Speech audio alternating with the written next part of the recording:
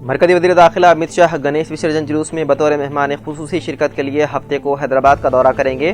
भाग्यनगर गणेश उत्सव कमेटी ने मरकज़ी वज़ीर दाखिला अमित शाह को हफ्ता 6 सितंबर को निकाले जाने वाले गणेश विसर्जन जुलूस शोभा यात्रा में बतौर मेहमान खुसूसी शिरकत के लिए मदऊ किया था। इस दावत को मरकज़ी वज़ीर दाखिला अमित शाह ने कबूल कर लिया और तवक्को है कि वो हफ्ते को शहर का दौरा करेंगे। मंसूबे के मुताबिक मरकज़ी वज़ीर दाखिला अमित शाह शहर के 2 मकामात चारमीनार और मौदम जाही मार्केट जंक्शन पर जुलूस से खिताब करेंगे। तवक्को है कि मरकज़ी वज़ीर दाखिला शहर में अपनी आमद पर पार्टी के आला लीडरों के साथ मीटिंग करेंगे और रियासती बीजेपी के सियासी मामलात पर तबादला ख्याल करेंगे।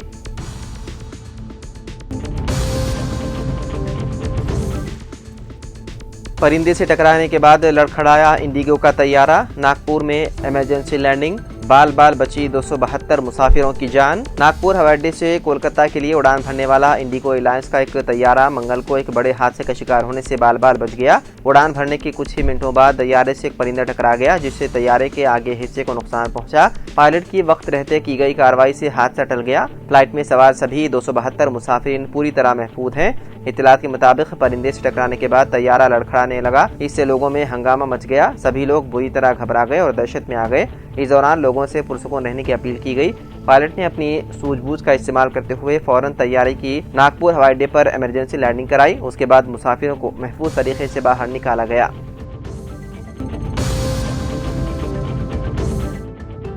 लंदन में पेश आए सड़क हादसे में हैदराबाद से ताल्लुक रखने वाले 2 नौजवान हलाक हो गए। यह हादसा उस वक्त पेश आया जब विनायक निमज्जन से वापस आते हुए उनकी 2 कारें आपस में टकरा गई। मेलुकिन की शिनाख्त नादिरगुल के रहने वाले 23 साला चैतन्या और उप्पल के रहने वाले 21 साला ऋषि तेजा के तौर पर की गई है। हादसे में मजीद 5 अफराद जख्मी हुए हैं, जिनमें से 2 की हालत नाजुक बताई गई है।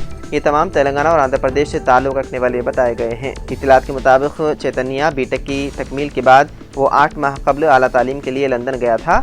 विनायक उत्सव की तकरीबात मनाकर वो 8 दोस्तों के साथ कारों में निमज्जन के लिए निकला था। वापसी के दौरान ये हादसा आया पेश।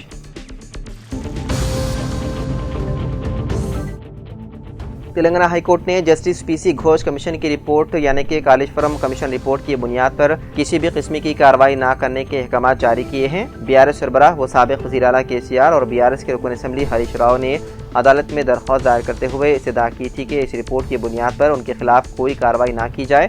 इस दरख्वास्त पर मंगल के रोज हाईकोर्ट में समाअत हुई। इस दौरान एडवोकेट जनरल ने अदालत को बताया है कि कालेश्वरम मामला सीबीआई के हवाले किया जा रहा है और सीबीआई इंक्वायरी का कमीशन रिपोर्ट से कोई ताल्लुक नहीं। दलाइल सुनने के बाद अदालत ने कहा कि मजीद समाअत दशहरा तातीलात के बाद होगी और आइंदा समाअत 7 अक्टूबर को मुकर्रर की गई है। तब तक कमीशन रिपोर्ट की बुनियाद पर कोई कार्रवाई न करने के अहकाम किए गए जारी।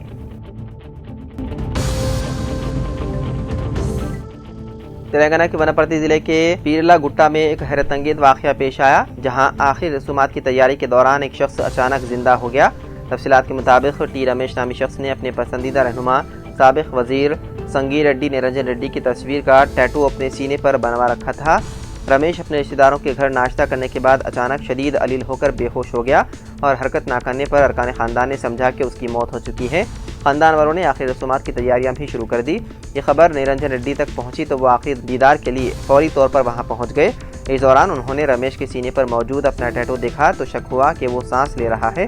उन्होंने फौरन फूलों की मालाएं हटाकर उसका नाम लेकर जोर से पुकारा, जिस पर रमेश की पलकें हिलने लगी। बादतन उसे अस्पताल मुंतकिल किया गया, जहां इलाज के बाद रमेश ने आंखें खोली। अचानक जिंदा होने पर अरकान खानदान और मुकामी अफराद खुशी से झूम उठे और उसे एक मोजिज़ा करार दिया। हिंदुस्तान में 7 सितंबर को खूनी चांद यानी कि ब्लड मून का मुशाहिदा किया जा सकेगा। मुल्क में 7 सितंबर चांद ग्रहण का मुशाहिदा मुमकिन होगा, क्योंकि 9:58 शब होने वाला ये चांद ग्रहण दरमियानी शब 1:26 तक जारी रहेगा। इस नादिर फल्कियाती नज़ारा के लिए माहिरीन फल्कियात बेचैन है और उनका कहना है कि ये नादिर फल्कियाती नज़ारा दुनिया भर में 7 बिलियन अफराद देखेंगे। 3 घंटा 28 मिनट तक रहने वाले इस नादिर फल्कियाती नज़ारे पर माहिरीन फल्कियात का कहना है कि ये चांद ग्रहण मखसूस है क्योंकि इस दौरान चांद में नजर आने वाले दाग के साथ चांद सुर्ख हो जाएगा, इसीलिए इसे खूनी चांद यानी कि ब्लड मून कहा जाता है। इसका मुशाहिदा न सिर्फ हिंदुस्तान में बल्कि दीगर एशियाई ममालिक बिलखुसूस न्यूजीलैंड, अंटार्कटिका, फिजी के अलावा अमेरिका और ऑस्ट्रेलिया में भी किया जाएगा। उलूम नजूम के मानने वालों का कहना है कि 7 सितंबर को चांद ग्रहण का आगाज दिन में 12:57 पर हो जाएगा और जो लोग चांद ग्रहण से शगुन लेते हैं वो उस वक्त के साथ ही चांद ग्रहण के दौरान पाबंदियों पर अमल करने लगते हैं।